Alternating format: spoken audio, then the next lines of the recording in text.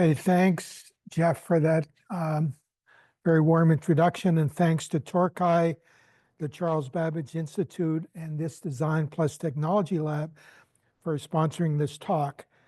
And it's one, you can't see the small but very high quality face-to-face crowd here, which among people who worked with me and who I guess I helped launch careers, certainly Alona and Ali Mazalek. I didn't launch Mark Signal's career, but I'm honored by the fact that he just showed up, and Deb and a number of other people. So this talk is, and is the audio okay for everybody? Okay. This talk is based on my recent book that's shown in the upper right of the slide. I need to acknowledge Jonathan Gruden. He doesn't quite look as young as he looks in the picture there in the lower right, but he gave huge assistance to the effort. He read 4 drafts from cover to cover, contributed many insights and much wisdom, fair amount of controversy along the way, but it was all worth it. And I have a few copies here available for sale and signing later. I'm hoping that some of you who haven't already launched your careers, even if you have, will be influenced by this talk. And that's one of the reasons why I not only write books like this book and also teach at Columbia. And I've been pleased at Columbia, not only, I believe, to influence a number of students who take my Computers in Society course, that this is something that's very important, is an adjunct to their technical careers and can influence where they go with their careers. But just the other day, I was speaking with Uma Kalkar, who helped me on my previous Computers in Society book, which was a much larger book published by Oxford University Press. And what's quite wonderful is that from there, Uma's career has progressed through a couple master's degrees on 2 continents, and she now works for a consulting firm in Oxford under contract to the OECD, working on AI policy. So, and I'll get back to that theme several times during my talk. So I'm delighted to speak to current and future HCI professionals. I encourage you to focus not only on issues of interface simplicity, learnability, and usability, but also on broader concerns of what should be done with technology, and how it can be made reliable, fair, and safe. We have accomplished much. Digital technologies for learning, health, politics, and commerce.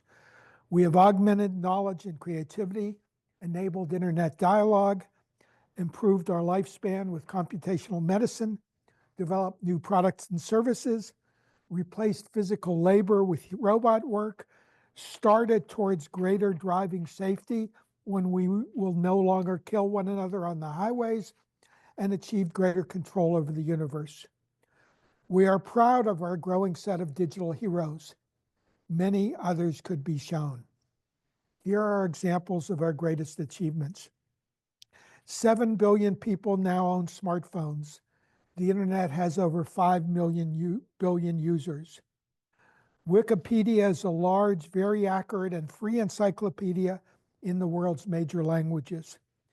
Information visualization yields insights, such as this recent New York Times map depicting destruction in Ukraine. Very accurate health information is available with a single click. Better health understanding is supported by worldwide sharing of personal health experiences.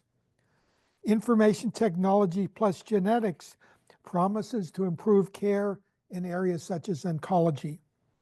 Video conferencing by families, distance learning, and political mobilization has flourished. People with space in their homes are easily paired with travelers wishing congenial accommodations. Readers can search in the world's greatest bookstore and receive books the next day. AI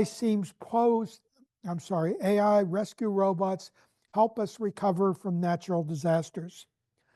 AI seems poised to help physicians provide better diagnoses. And this very recent article from the New York Times, and I've checked the uh, the JAMA source article, is quite extraordinary because it shows a reasonably proficient set of doctors, 50 of them, doing diagnosis and getting 74% right. And when they used ChatGPT or something, they got to 76. And when they just gave the problem to ChatGPT, it achieved 90%. Now, obviously, we're not there yet, but this is a sign of perhaps where we're headed. And amazing recent advances in generative AI suggest to some that artificial general intelligence may finally be achievable. All of this is indeed wonderful. This has led to the creation of the world's wealthiest corporations. I have a question for you. Which three of these 13 are the most valuable in terms of market cap? And I have the data as of 2 days ago. Pardon? No. Okay, I heard NVIDIA, Apple, Microsoft. Yes, exactly right. Okay, and it's interesting, thanks to this ridiculous market surge due to the recent political events in the US, uh, these numbers have increased dramatically since the last time I captured them 3 months ago, and the order has changed. So NVIDIA, I think 3 months ago, Microsoft was ahead of Apple and significantly ahead of NVIDIA. Now it's changed. So you notice that 6 of the top 7 are big tech companies. Okay, and in fact, Tesla, again, due to the same phenomena, is now number 8. Okay, so how many of these 6 uh, either have US government lawsuits against them, or do we know for a fact that the Justice Department or the Federal Trade Commission, at least for now, it'll all change January 20th, are considering a lawsuit? How many of the 6? All of them, yes, all of them. And that's what the current state is. And in fact, the situation for Alphabet and Google is even worse because there's a second trial that's close to completion that is also, they've been accused of monopoly practices. So what I'm going to do in this talk is, first of all, explain to you why some of these firms, which have given us such wonderful stuff, why big tech and why these firms have caused or allowed to cause, in part through bad actors, things that I would call digital nightmares. And then I'm going to spend the bulk of my time telling you my thoughts on what we can and must do about this. And these are thoughts that continue to evolve as time goes on. Here are examples of what is so troubling. The net delivers personalized news, matching our prejudices with increasing difficulty to tell true from false. Much content is false or toxic. Jobs are demolished without adequate social safety nets. Digital leviathans threaten to control all commerce. Children are addicted to devices and social media. Their mental health suffers. Privacy has been overrun by governments and surveillance capitalism. Totalitarian control is beyond that envisioned by the panopticon in George Orwell's 1984. And we depend upon unreliable software we no longer understand, as predicted decades ago, first by Norbert Wiener, and then in more detail by Joseph Weizenbaum. Here are some more specific examples. Mass shootings are streamed live over the internet. Hate speech and disinformation help governments stay in power, for example, in India, or regain power, as in the US. Medical disinformation takes lives of the gullible. Industry disruption kills careers and causes despair. About the time that I started teaching at Columbia in 2019, that year, I believe, or the year previously, 6 taxi drivers in Columbia had committed suicide, in part due to Uber, in part due to unscrupulous capitalists buying up the taxi licenses and driving the price up to over $1 million. AI seems poised to cause even more job losses. Big tech monopolies, such as previously discussed, have unbridled power. For example, Meta has done too little to ensure user safety.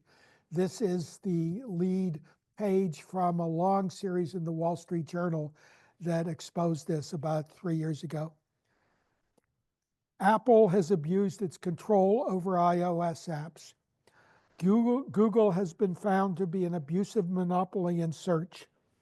Amazon uses its dominant digital supply chain to enter new markets, for example, groceries, medical care, and entertainment.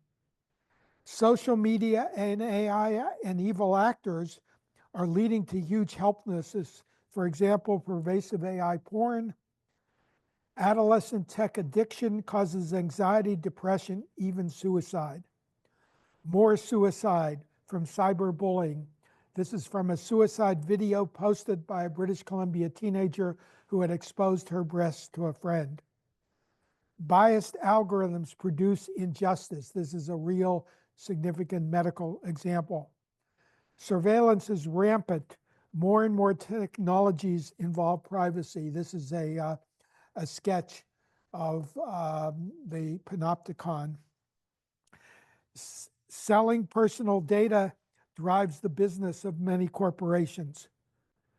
Personal data is exposed through hacks. This is hacks, major hacks in 2023. Safety in our digital world is under attack, as when software on the Boeing 737 MAX engaged in a life and death struggle with pilots. Governments, universities, and hospitals are crippled by ransomware, causing disruption and loss of life.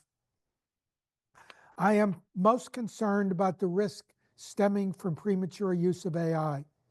We are particularly vulnerable in domains such as medical diagnosis, senior care, driving, criminal justice, and warfare.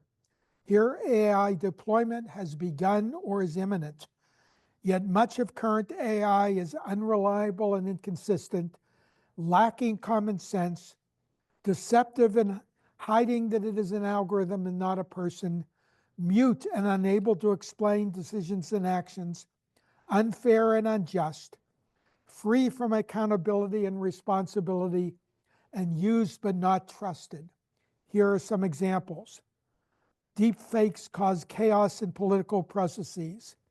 Self-driving cars are not yet safe, but increasingly on the roads, especially now as with self-driving taxis in some major US cities. We cannot explain why many algorithms get the results they do. Facial recognition algorithms are increasingly used, but are still biased. OpenAI's Sam Altman seems to have misappropriated Scarlett Johansson's voice. Issues of accountability and trust are complex.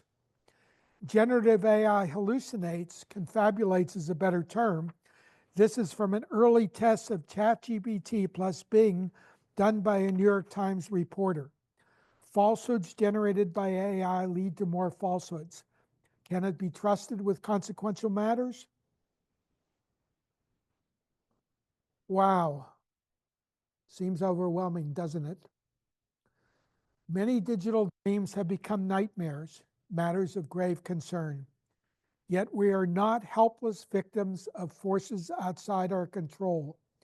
We cannot put the genie back into the bottle, but there is time to ensure human control.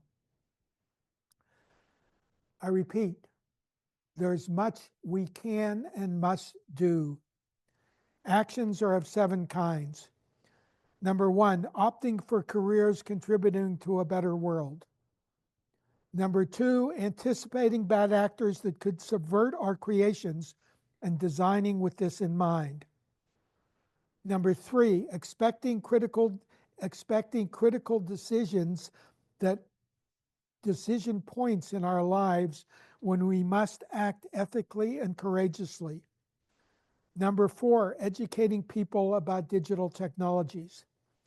Number 5, partnering with others in the many initiatives aimed at ethical CSAI. And I must say, there are many. I am staggered by the number, and it makes me very happy. Number 6, committing to professional responsibility. And finally, 7th, assisting as government creates legislation and enforces regulations. I shall discuss each in turn. The first point deals with career choices. You're working towards thoughtful tech design is a great choice. This slide shows design stupidity in San Francisco's BART transit system. And this actually I experienced a couple years ago. The ticket kiosk and the gate have slots seemingly for inserting Clipper e-tickets to add funds or gain entrance. And perhaps that's what they once did. Yet both slots do nothing now except gobble up e-tickets. I can send you the originals alone. I'm sure this will be a good one for your teaching. The correct procedure is to touch them to scanners that are hard to see. We must do better. A related career is to focus on digital accessibility. This is increasingly important as aging produces more and more people with challenges in vision, hearing, and cognition. As tech use spreads to the global south, we need developments such as the work of India's Digital Green, which aids the creation and use of community support videos. Another vital area is the use of technology in our fragile environment, forecasting natural disasters, limiting energy use, reducing tech obsolescence, enabling the right to repair. Now even more critical given the huge surge of energy used by AI algorithms. There are many other opportunities for ethically meaningful careers. This slide shows 8, not quite random, they're just examples. Some are in Toronto, some are ones that they're all ones that I've come across, but there must be hundreds of them of American, Canadian, and Australian enterprises that develop technology or use digital technology in socially constructive ways. For example, the data visualization, information visualization of the New York Times is extraordinary. The second point deals with anticipating bad actors and acting to minimize damage. We must do what I call anticipatory design, predicting that the software you create will encounter bad actors and developing features and responses to combat misuse. An example is value-sensitive design developed by University of Washington Professor Batya Friedman and collaborators. We need to design to ensure that systems reflect values, not only performance, not only reduction of errors, but values such as transparency, simplicity, openness, fairness, empathy, honesty, justice, and safety. Bloatware refers to cluttered systems, some with thousands of features, most appealing to only a minority of users. A study 24 years ago by my then PhD student and now UBC Professor Joanna McGrenery and Dr. Gail Moore showed that most users of Microsoft Word employ only 50 of the thousands of its commands and options. Bloatware makes systems unreliable and forbidding. Think twice before adding a new feature. We have seen how the internet is flooded with hate speech and disinformation. Build social media with plans for vigorous algorithmic content moderation and with features to discourage the mindless sharing of dangerous content. Governments and bad actors capture and misuse personal data. Study and apply the principles of privacy by design, which were developed here in Ontario. We have seen how hackers, driven by ideology or greed, penetrate our electronic defenses. Cybersecurity careers are plentiful, rewarding, and lucrative. We have seen the dangers from premature use of unreliable and unsafe AI. Anticipatory design ensures that AI agents are identified as algorithms, seeks algorithms that make fair decisions, and seeks to make the algorithms explainable with explanations that are understandable by humans. There's active research on fair AI and explainable AI. For example, design AI systems that can answer the questions on this slide. And it's my contention that we're nowhere close to be able to do that yet. The third point is to realize you will have decisions and actions to take based on your values and belief. Consider a firm's ethical track record in deciding whether to work there. Facebook saw this after the Cambridge Analytica scandal during the 2016 election. Many new grads shunned the company. Since the recent revelations by whistleblower Frances Haugen, which were reported in the Wall Street Journal series I mentioned, Meta maintains staffing levels by paying the highest industry salaries. And I assume most of you know what these salaries are like. They're just staggering.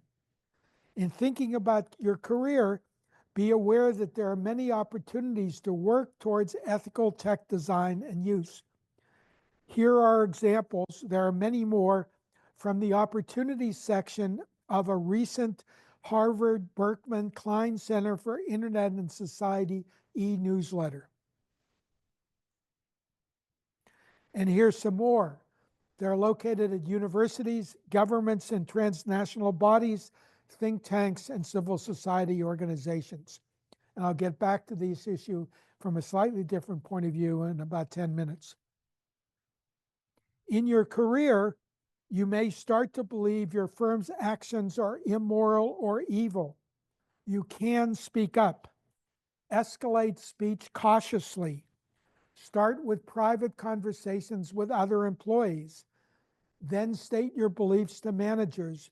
If nothing works and you are still morally concerned, and you need to be very morally concerned, because this is not obviously the best thing to do for your career advancement, go public.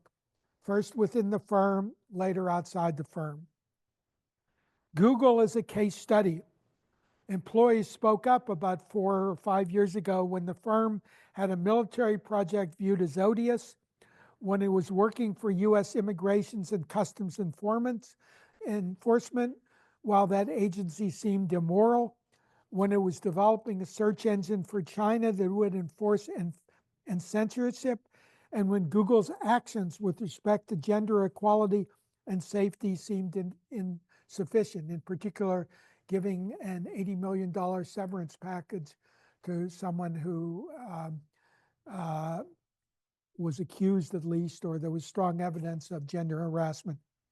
Turmoil within the company with an original slogan, you no longer find it on their website, "Don't be evil," continues today, and people have been fired seemingly in retaliation for speaking out or for publishing papers on issues related to AI that seem sensitive. There are also two far stronger kinds of employee actions. The first is to become a conscientious objector.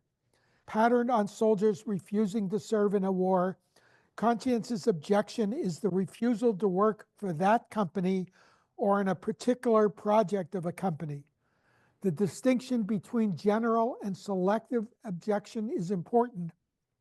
My late friend Louis Font in 1969 became the first West Point graduate on active duty in the Army to become a selective conscientious objector and refused to serve in the Vietnam War, even though he did not object to all war. Through his energy and creativity, the Army finally released him honorably just to get rid of him. He went to law school and he spent the next 45 years with a law practice representing servicemen in various parts of the world, U.S. servicemen who needed help. A big tech example is the departure of 4 Facebook independent directors in 1 year, including the former CEO of American Express, in protest over the firm's governance policies. The final action is whistleblowing. Whistleblowing occurs when an employee is so convinced of the immorality of confidential actions by a firm that he or she tells the world what it is doing.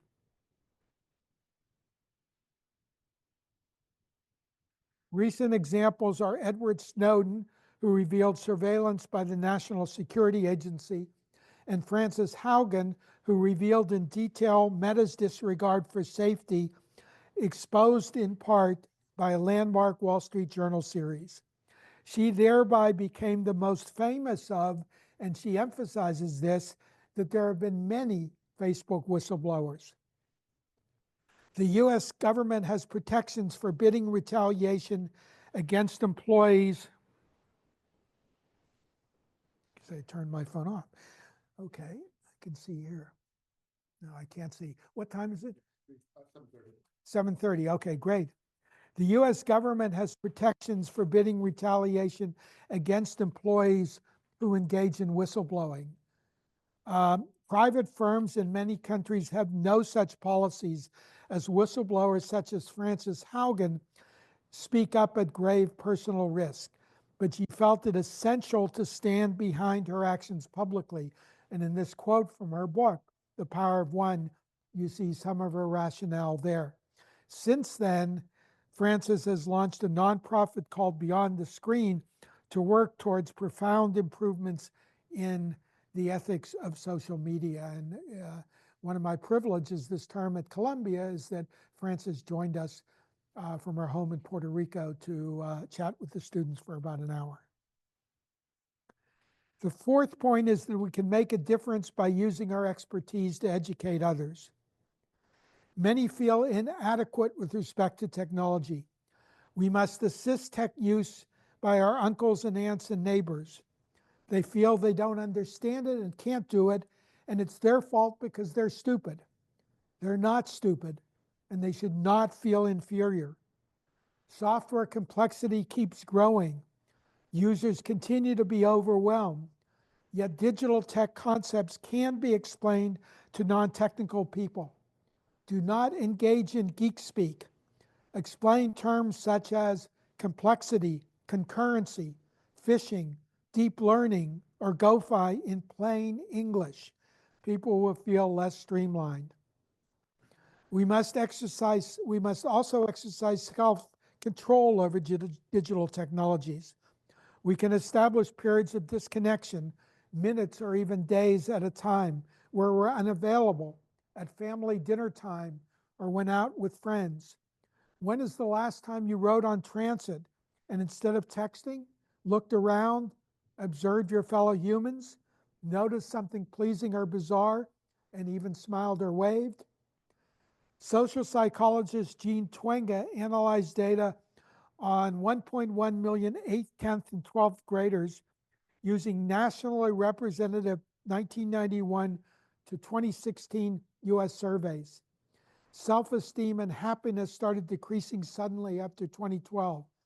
Depression and suicide started increasing, and these correlated with time spent on smartphones and use of apps.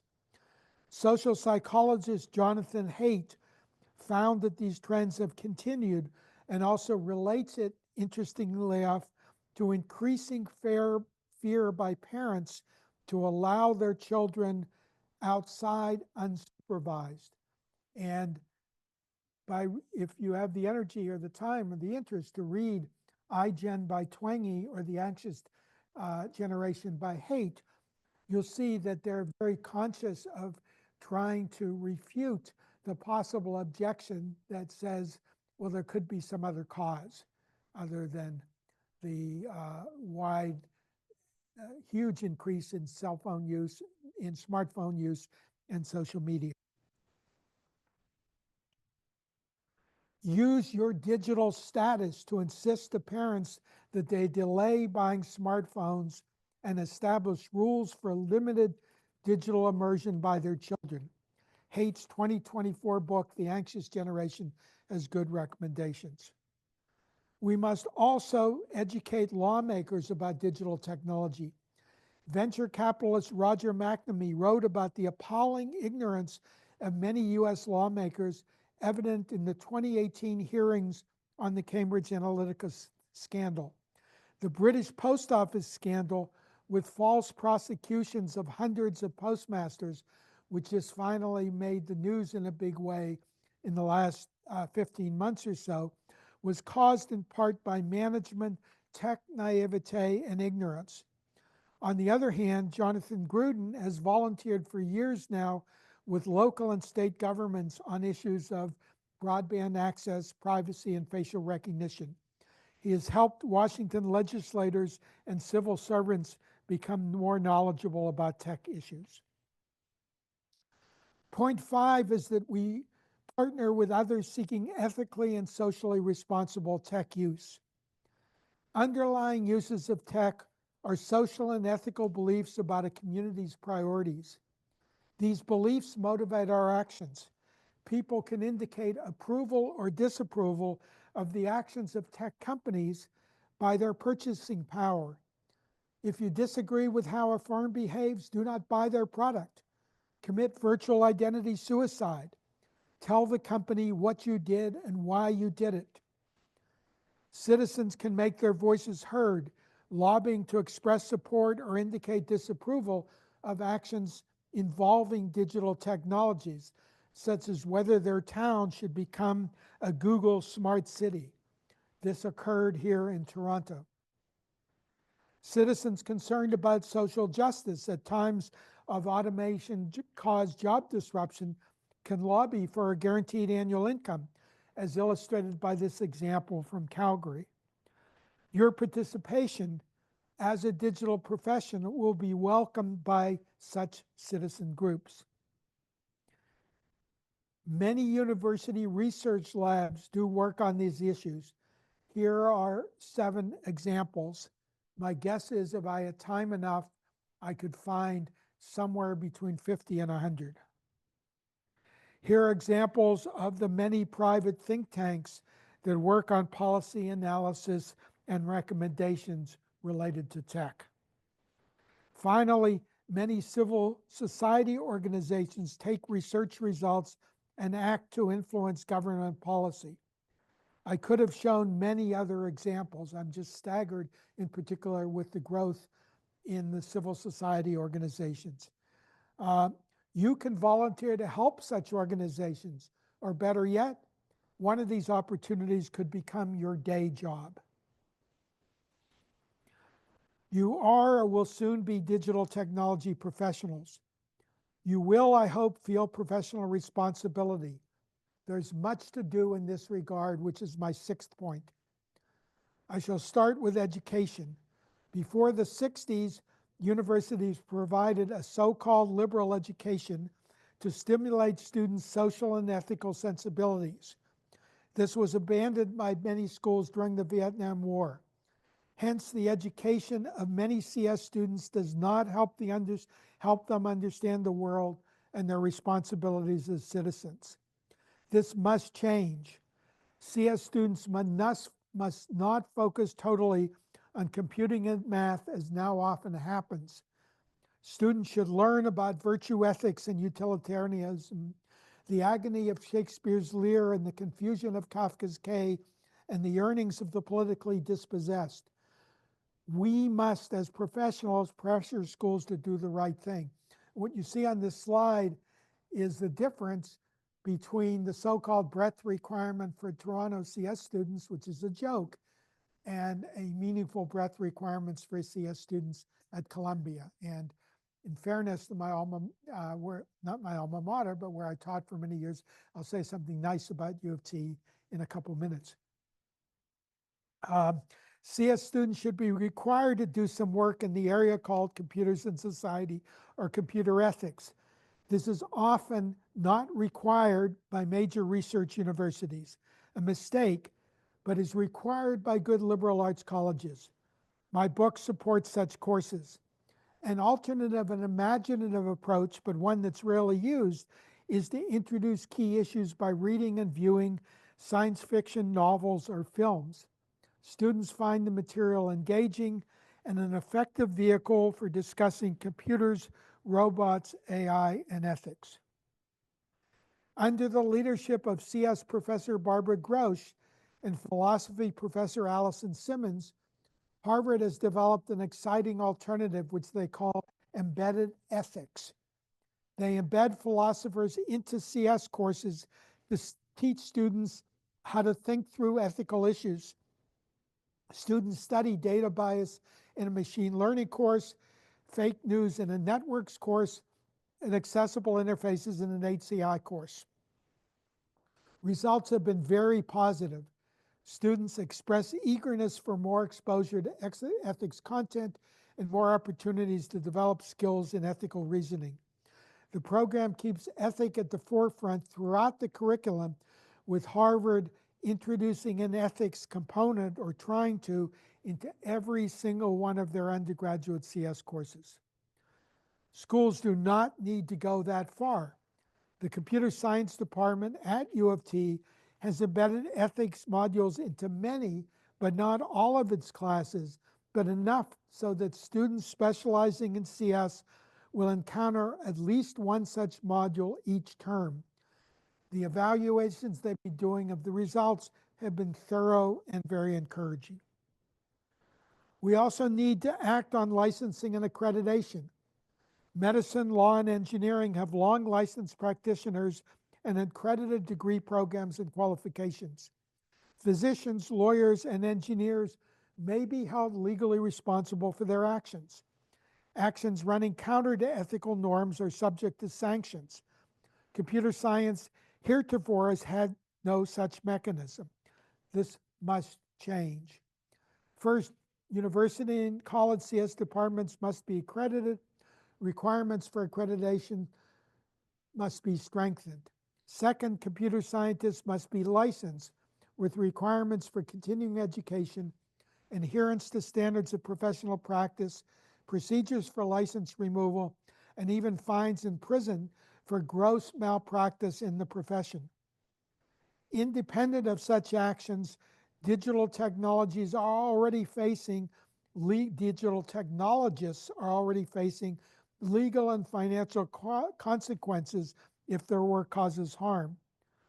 We can also see this in lawsuits being filed by artists and content creators such as the New York Times against the misappropriation of their work without compensation by generative AI firms. Just yesterday, there was news of an attempt to hold the creators of an AI agent responsible for these consequences of its use. More happily, the ACM, our professional society, has been proactive in encouraging member engagement with social and ethical issues, and has also recommended a significant enlargement of computers and society content in curricula. My seventh and final point deals with laws, regulations, and enforcement. Europe has been at the vanguard of tech legislation. The privacy-focused General Data Protection Regulation was followed by the Digital Markets Act, which takes aim at monopoly abuses of big tech, and the Digital Services Act, which takes aim at social media hate speech and disinformation. The EU has assessed US big tech, especially Google, billions of euros of fines. The EU AI Act, still to be ratified by individual countries, is the first legislation in the world seeking governance of AI, especially in high-risk applications. The US got into the legislative game early with the first major privacy law back in 1974. But there is still discussion but no action to change the 1996 Safe Harbor Section 230 of the Communications Decency Act, granting immunity to internet firms for the consequences of harmful net speech. Recently, US actions against big tech have been vigorous. The case against Google recently returned a verdict. Google has conducted unfair monopoly practices in the search space.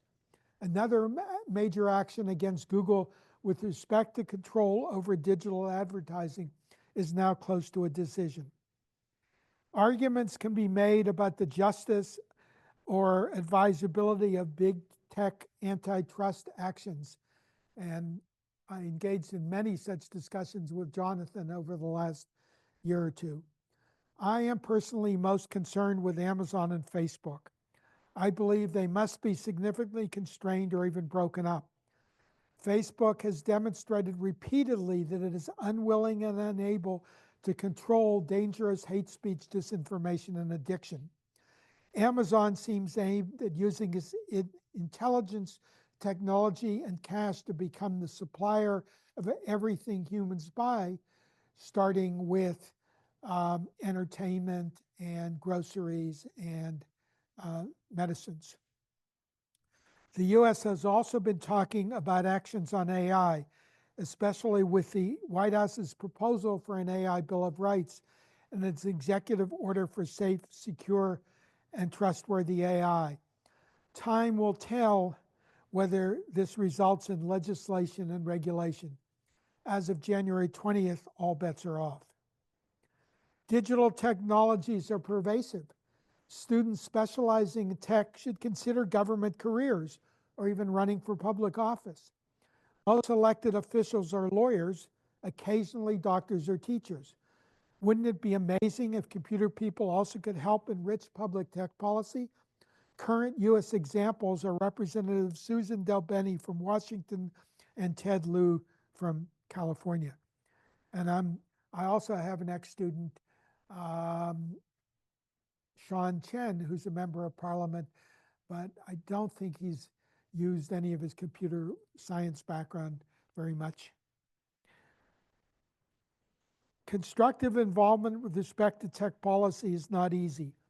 The path from vision to policy to legislation is a complex one. One need not run for office to contribute and be useful in this process. Jonathan is a great example. This slide summarizes some of what he has learned during this work, and I'm sorry I don't have justice to give you a full explanation of it, but it is in the book. To sum up,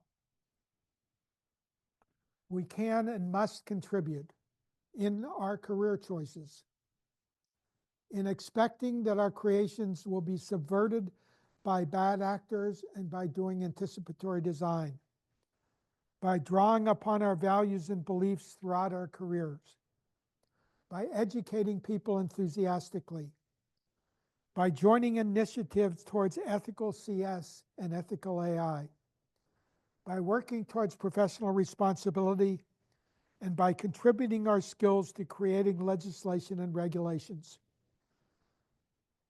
This talk is a call to action, a call to overcome lethargy and defeatism, a call to think hard about what we believe, a call to reflect on what is truth and what is justice, a call to do user experience design in the large, a call to step forward and act. In closing, what can you do more specifically this week? Here are 5 suggestions, or next week, or right after Christmas. Subscribe to the e-newsletter of the Harvard Berkman Klein Center for Internet and Society, or the e-newsletter of the local Schwartz Riesman Center for, not exactly sure, I think for Technology and Society. Subscribe to the blog on AI by Gary Marcus, which is arguably the best and most opinionated, sometimes obnoxiously so, opinionated, critical analysis of what's currently happening in AI. Read one of the major statements on or proposed laws governing AI. Investigate the technology positions of politicians. Take a class or reading course on these issues, and of course, buy my book. In concluding, thank you for listening. I look forward to your comments and questions, and feel free to write me at ronbecker@gmail.com. Thank you.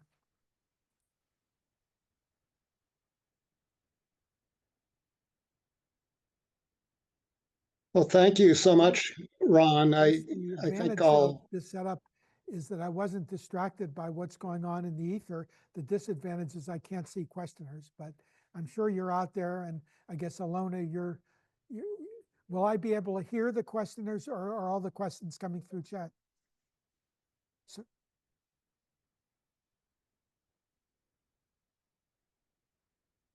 I won't disconnect everything by closing my laptop, will I?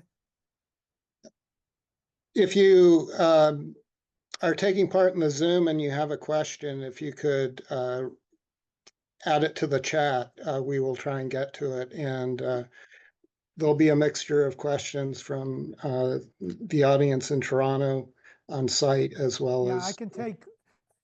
I can take your questions here, speak up in the hope that it'll get picked up by the audio. If not, oh, there's a microphone. Okay. So why don't we get one question from the local audience if there is one. Mark, please. Yeah, so I guess the Europeans have done the EU AI Act, and they're trying to be proactive, whereas the history of the Americans has been more of using litigation after the fact. And do you have any thoughts about, which approach might end up giving the best results, or what's happening? Well, I think they're both necessary. I'm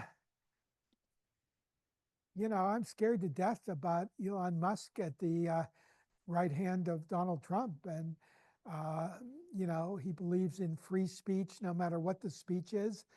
I have enough disrespect for him as I guess I shouldn't say this publicly, but I will. I have enough disrespect for him as a human being that I would think that some of the actions that he will recommend will be for competitive advantage of his many ventures.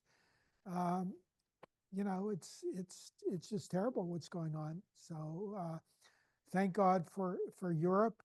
The vigor that the EU has done this was in part due to someone who led the effort, Margrethe Vestager. I'm not sure I'm pronouncing it right.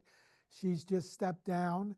I guess Lena Khan, who's been doing the job for the FTC and might be 35 by now, I don't know, will have to decide, like the head of the FBI did, whether to resign on January 19th or wait for Trump or Musk or whoever to fire. Who knows what's going to happen? But yeah, I think we need efforts on both sides and laws. Of course, I doubt the EU AI Act is going to be the last word or the best word. What's encouraging, again, is the number of initiatives that are around the world and that seem to have knowledgeable, thoughtful people. I discussed this with Uma the other day. What's the difference between the work she's doing for the OECD, most of whose countries I think are European, with the EU, with the Council of Europe, et cetera. So how this all plays out, I don't know. But the fact that, going back to the 3 slides about university labs, think tanks, which are primarily university or university affiliated departments whose responsibility is research and policy more than teaching, and civil society organizations, gives me hope, makes me very encouraged. One of the reasons, despite other gloom and doom in the world, I continue to give this talk and try to be hopeful, which I am. Other questions? So, Ron, I found your talk so impressive, and the call to action so powerful. In giving some examples of schools like Harvard embedding components of ethics in the curriculum or within the courses, and just kind of thinking about what departments that I'm aware of in the US especially that are hiring people that from different backgrounds that do social computing. It seems to be more of the elite schools. And I'm wondering if you have any ideas on how to best diffuse such practices throughout higher education to many universities, as well as a number of computer professionals are educated at community colleges. So how do we is are the professional societies like ACM and the IEEE Computer Society a way to help do this, or do you have other ideas for how to encourage all universities and higher education to adopt such practices? Yeah. I don't have any magic bullets. The encouraging thing is the number of universities that seem to be adopting the Harvard approach or the Toronto approach seems to be increasing. I may have some Columbia students doing a research project in the near future to just try to get a handle on how many are out there. Computers in Society is widely taught in major research university and in the top liberal arts colleges. I don't know whether it's gone to how far it's extended into the into community colleges. Another area where one should try to make a difference in computer science education is probably even in the high schools, since increasingly there's so much already taught in the high schools, and I don't really know how to go about doing that. If anyone's involved in the only ACM conference that deals with computer science education, invite me to be a keynote speaker. I did, actually, that's when I visited the Charles Babbage Institute for the first and only time, was when the conference was in Minnesota 4 or 5 or 6 years ago. And I had come from some warm climate. I was not dressed for it, but I managed to get into a taxi and over to the campus without freezing. So, but I don't know. We just have to keep talking it up. And what's interesting, what I'm really pleased with about the Toronto approach is they've been very rigorous. Diane Horton, Sheila McElraith, and others have been very diligent in trying to do research, essentially comparing students who have had this kind of exposure or training or whatever to those who have not, and their results are encouraging. So, we're on an uphill slope, and I don't have any better ideas than that. So.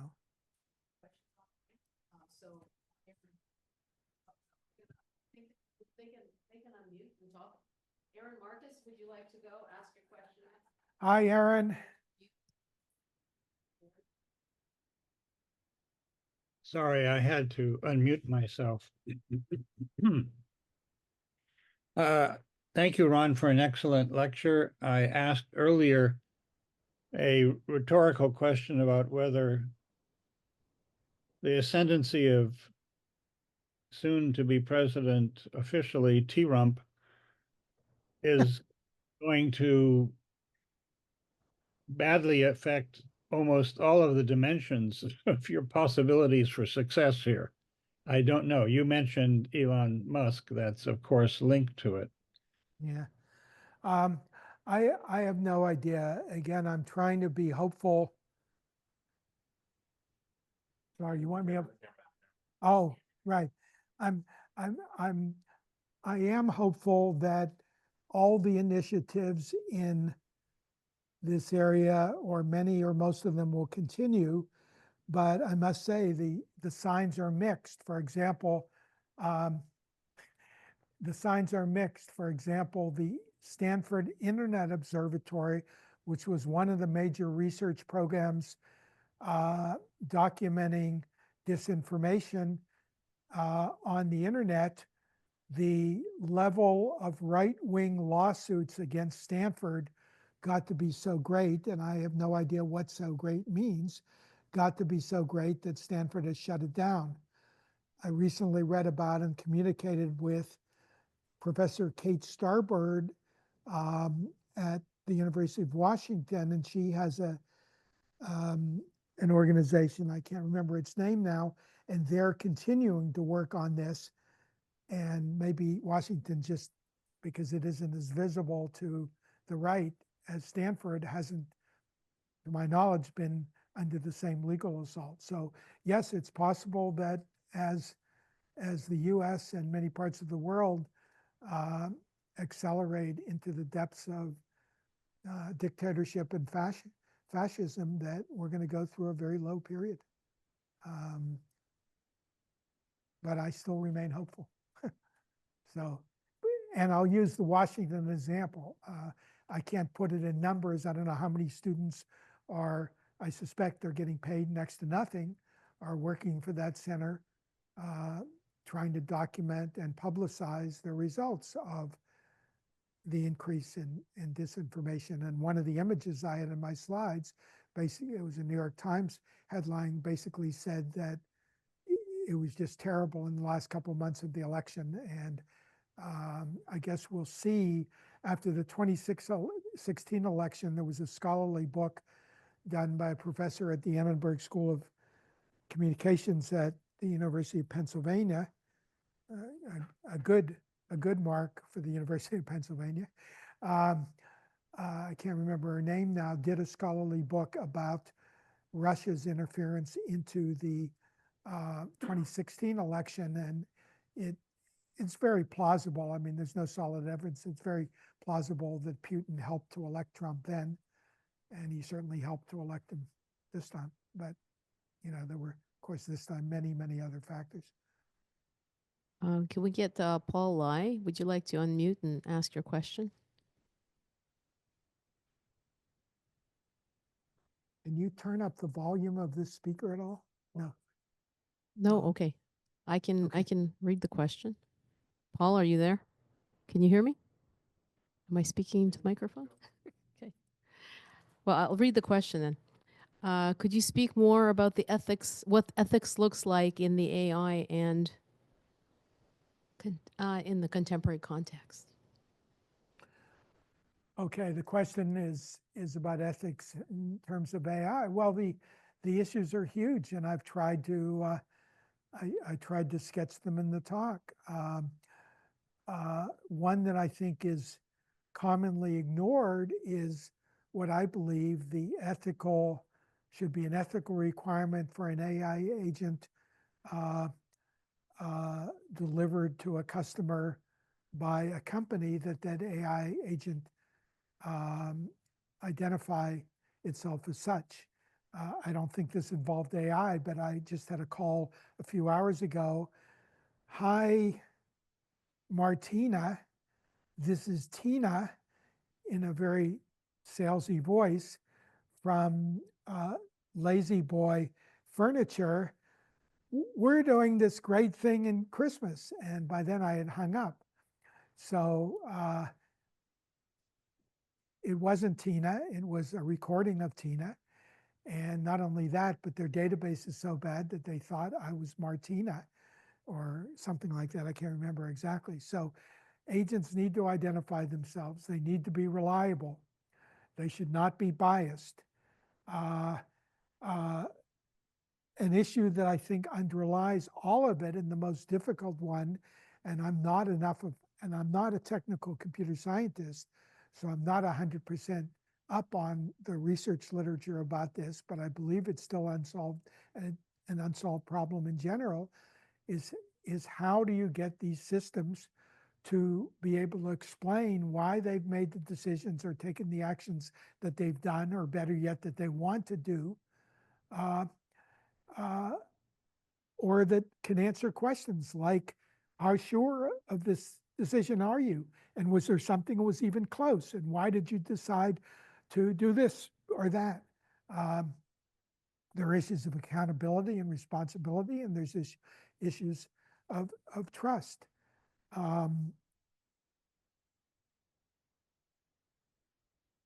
There, Right. there are also, if you're interested in AI ethics, there are a lot of books that I thought I had a slide for this, but I must have taken it out. There are a lot of books now that you can read. Uh, if you could read Ben Schneiderman's book on human-centered AI. That talks about a lot of these issues. That's probably 400 or 500 pages. If you're up for 1,000 fine printed pages, there's actually an Oxford handbook on the ethics of AI, two of whose editors are in Toronto, one of whom is in fact a neurosurgeon who works at St. Mike and also U of T and is very interested in AI, brilliant man, Sunit Das. And so there are lots of things you can read. Ron, in your talk, you mentioned that large language models hallucinate or more appropriately, confabulate. I'm wondering if AI has a long history, and there's different approaches to AI, and do you see large language models as inherently a problematic path or a path that we should not go down? I don't want to argue that we should not go down it, but I guess I believe, and I've been influenced primarily by Gary Marcus in that regard, that what we ultimately need, I mean, machine learning was the rage in the 50s with things like the perceptron and in the early 60s. And then Seymour Papert and Marvin Minsky wrote this book saying that mathematically the things perceptrons couldn't do. And that, along with efforts in the symbolic AI, which I called GoFi, good old-fashioned AI, in this slide, seemed to take over. And there were expert systems. That's where Professor Mark Fox built his early career at Carnegie Mellon. And then people realized that GoFi systems were very fragile, very brittle, and also it was very costly to feed in the information in order to make them expert.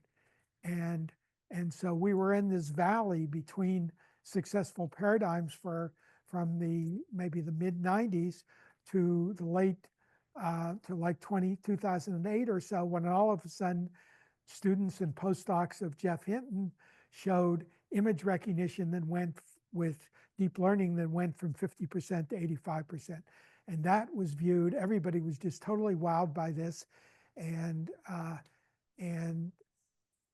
Jeff actually tells the story about how one of his colleagues, who used to be a symbolic AI GoFi person, looked at the results and said, I'm converted, I'm going to start doing your kind of work now, which is just staggering for research scientists. And this started to accelerate. And because of things like decreasing memory costs, increasing CPU costs, the ability to do AI computations in chips, which has led NVIDIA to be the second most valuable company in the world from nowhere. I'm not even sure they were on the list of top 100 3 or 4 years ago. And increases in algorithms, deep learning continued on this upward trend. And then 2.5 years ago, maybe 2 years and a month, OpenAI announced Chat 3.5, and wow, all the things that it could do. What Gary Marcus argues, and he's been doing AI since high school, but also as a PhD academic and now entrepreneurial cognitive scientist, argues is that we need the best of both. And I don't think people really know yet how to combine them. And so I don't think large language models are going to be thrown out, but I don't think that just adding more compute power and doing more training is going to succeed in getting us to reliable AI or artificial general intelligence. And that's what Gary Marcus argues far more persuasively than I can in his newsletter, which comes out 2 or 3 times a week. We're going to take a question from the inside audience.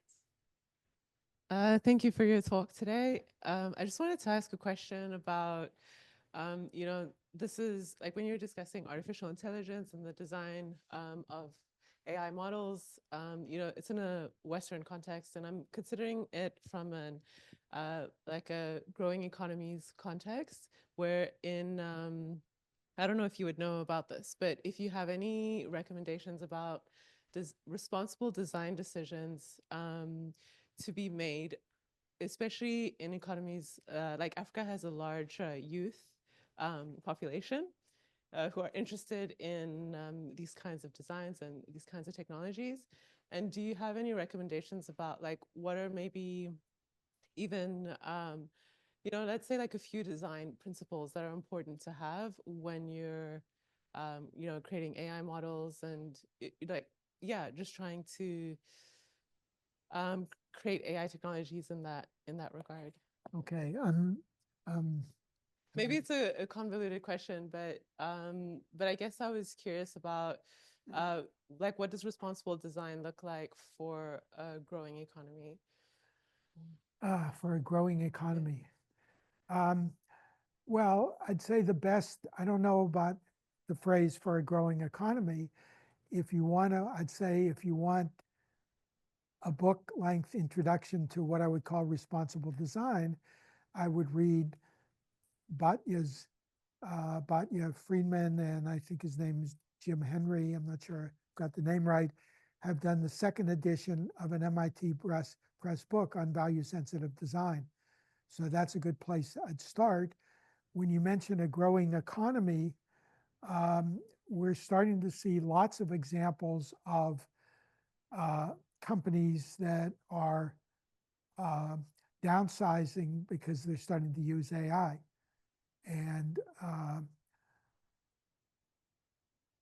that's not to say that the sensible ones are relying totally on AI, but what they're doing is they're taking the 80 to 90% of the work that can be automated with AI reliably and having that done by AI and having the remaining people that they haven't laid off spend most of their time checking the AI results and fixing it.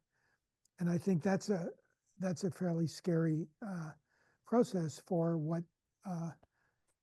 jobs are going to be like in the future. And I don't have any solutions to that. I mean, if I had a business employing 100 people and I was having a trouble making a profit, and I thought I could get profitable by laying off. The examples I've seen have been laying off 10% of their staff, and it's been a couple well-publicized examples. I mean, I would consider it too if I was just considering the profit motive, and if I was facing bankruptcy, that's probably what I would do. But we need to encourage people to reflect on this aspect of their decisions. There's actually one comment that I think I used to make in relation to this talk that somehow got omitted from this manuscript, or this slide deck, is a lot of people with respect to the reliability and safety of AI say, well, don't worry, we'll check the results before, for example, diagnosing a patient with cancer or suggesting that they do this surgery or that surgery. Well, that's probably true with respect for diagnosing cancer or recommending surgery, but it's not true for police actions based on real-time video surveillance, and it's not true for drones that are increasingly piloted by AI, perhaps with human override, but there are going to be situations when there's no time for human decision making. So the issue of AI reliability is a very serious one. That doesn't speak to the issue of a growing economy, but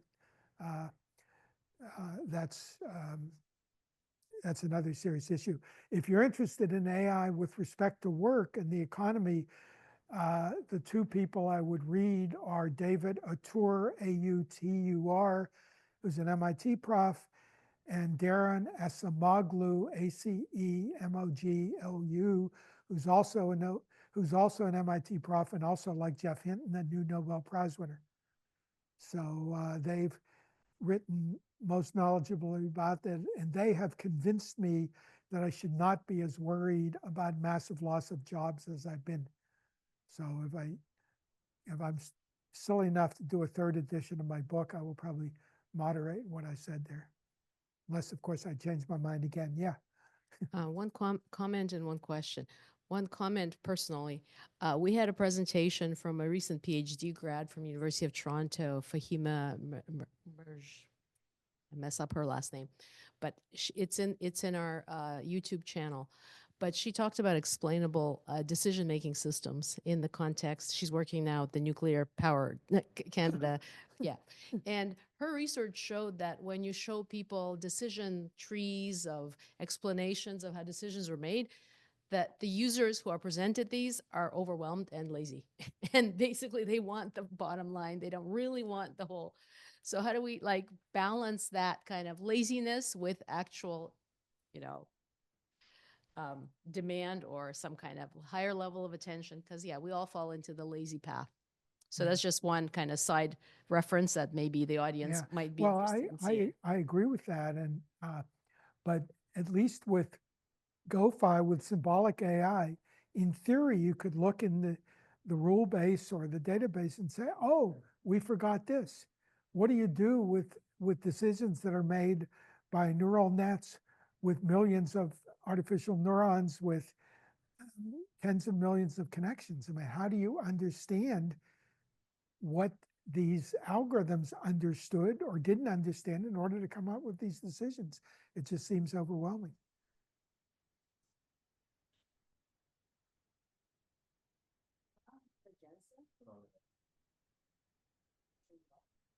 A question Opposite. from the, Eva Jensen, would you like to read your question or ask your question in person? That would be Eva, or we can read the question for you. So it was asking for a reference for a book club that would be accessible on this topic. Do you have a recommendation for a book? I've been trying to get a book club. Actually, Jonathan gave my book that I wrote with a lot of help from him to his book club in Seattle, and I think it was well received. So I'm trying to think of, well, if she wants to write me, I'll come up with more suggestions than read my book. I know that's slightly disingenuous, but I can't come. If I'm going to give another suggestion, I'd like it to be a fairly current one. My guess is Gary Marcus, unless they're particularly interested in will today's AI work and what should be done about it, that sort of more narrow focus, I would say, but I haven't read it yet, Gary Marcus's new book, which I believe is called Taming Silicon Valley. So you can see where he comes from. Laypersons. So a book for Well, Gary laypersons. Marcus is probably closer to a layperson than mine. On the other hand, I believe I write very understandably for undergraduates, and let's say that many people or most people in book clubs their reading ability is probably as good as third-year university undergraduates, even at elite schools. So for my book, I don't require any computer science background, although I'm not sure that I get very many students that fit that criterion. I was going to call on Aaron Marcus. You had a question in reference to other literature and a reference for Ron on thesis. Aaron, are you still there? Can you unmute and ask your question? Or is he gone? Aaron Marcus. He's gone. Going once, twice. Okay. He was asking if Yuval Noah Harari's books are sufficiently covering this topic with enough. Harari's book I also have not read, but I've read good parts of his first two book, and I certainly think it would be worthy and appropriate for a book club. There you go. There's a reference for Eva as well.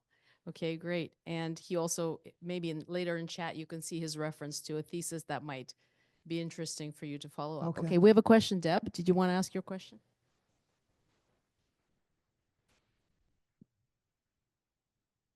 Hi, Ron. Thank you Yeah. for your talk. Oh, you're welcome.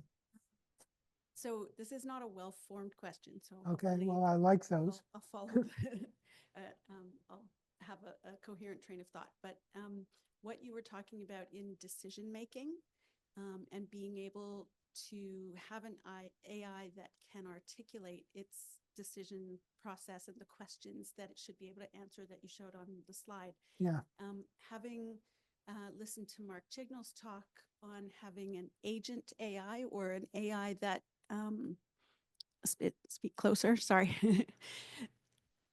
An AI as sort of an accessory to your brain that can externalize some of the processing that works faster than your own brain can work. It made me think about how there's an aspect to the decision trees and how the AI algorithm is coming up with an answer. The part that seems to be missing is analogous to the part of our brain that is able to be aware of our thought process. And so I wonder if there's work to be done in AI around being able to communicate the considerations. Well, Not just what are the yes, questions that's- in the algorithm that get answered yes, no, but yeah. You've essentially described in your own words very articulately some of what I tried to get across in that one slide about the questions. Yes, I believe before we totally trust AI, we need them to be able to explain themselves. And if they can't explain themselves, then there somehow has to be enough body of experience with them being trustworthy that we trust them. So our cars can't explain themselves, but we generally trust them until we get reasons not to trust them. And that is often suitable, but is often unsuitable when the car has a major problem. We're dealing with stuff here that's going to be far more impactful on the world than whether your individual car is reliable or not. So that's why I think this is an important problem. And, if I had a huge budget and a major research lab and we're running it, I would direct a lot of effort in that regard, but I don't. So all I can do is write books and give talks. Yeah.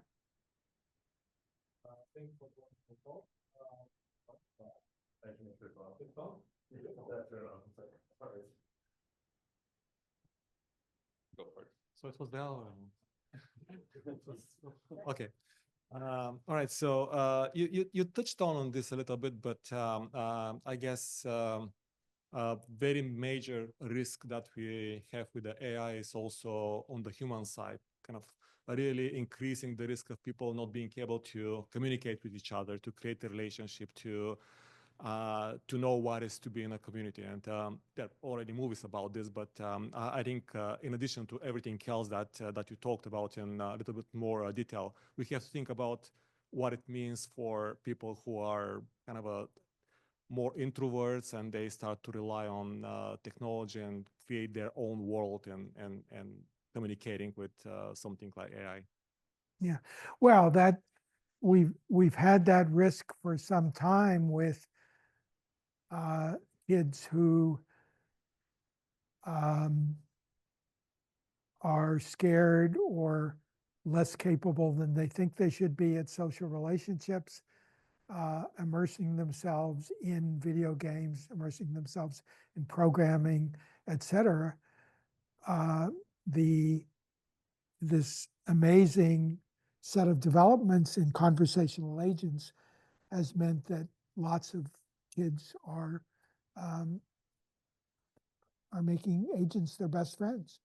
And as I saw one headline about that, but there have been suicides. And this is not just kids. I mean, and it relates to the increasing cost of medical care and the increased, what I believe, and I don't have the stats, but my sense is things like depression and anxiety and things like that are increasing in the world. And there are not enough psychiatrists or counselors or social workers, and people don't have the money to pay them. And so it is an area of great concern to me that people, kids in particular, are going to start to rely upon the possible wisdom of these AI agents who are not wise and are going to lead people astray. And that's a very dangerous thing.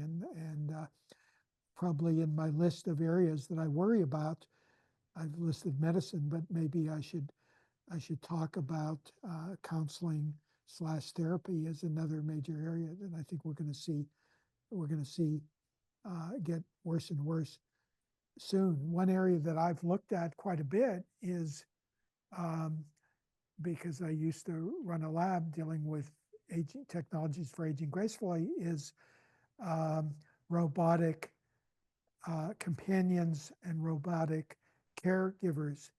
And I'm a great fan of robotic companions. I've cuddled Pero, the robotic seal from Japan, and there's another one. Talk about design variations. One is this, it's about this big and you can cuddle and it looks like a seal. They made it like a seal because they didn't do a cat or a dog, because you know how cats and dogs behave, and they wanted something that, who's cuddled the seal. So how do you know what it's supposed to behave like? But there's another one that seems to be doing well in the marketplace.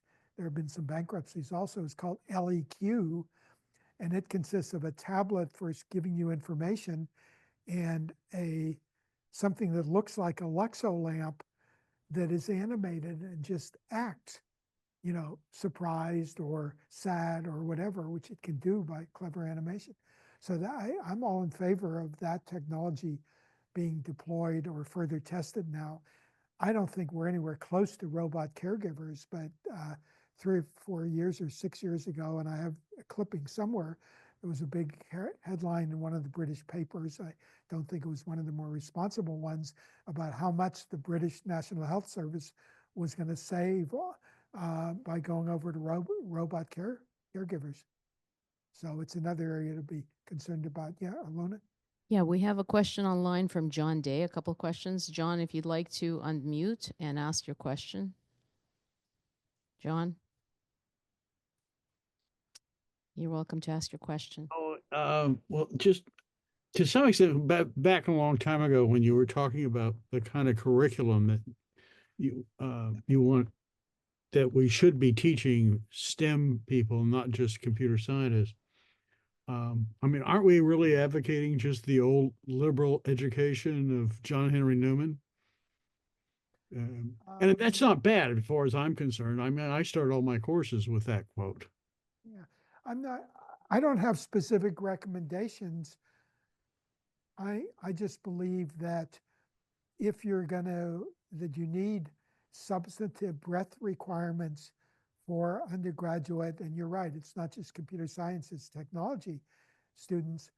And those substantive breadth requirements cannot be ones that, for example, at the University of Toronto, you can fulfill by taking one course in psychology and one course in philosophy, and a symbolic logic course in philosophy, and then taking a course related to your language of origin, where you don't have to write a single paper in English. And in fact, you only have to write one paper in a whole year, 4 pages in that native language. I mean, that's not a liberal education, and I'm not qualified to say what it is, but certainly Columbia, I've been impressed, and I can see the difference in how bright and articulate and curious and inquisitive and my Columbia students are in areas that are not technical, i.e. computers and society, as compared to the students I used to teach at U of T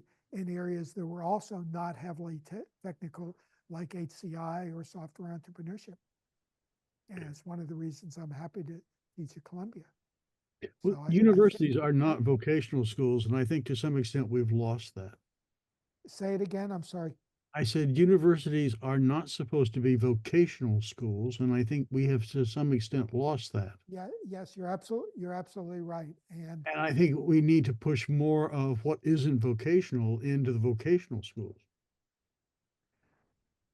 I don't have any real thoughts about the relationship of universities and vocational schools. I think we just need to ensure that computer science and STEM people uh, get a certain amount of significant breadth other than just math and science. And I'll make a distinction, for example, between computer science and engineering schools, although insofar as embedded ethics, either the Harvard variety or the Toronto variety, insofar as that is successful, and I doubt it's penetrated yet to more than a tiny fraction of schools, but in engineering departments, I believe a large fraction of schools, probably the majority, have engineering ethics as something that students take.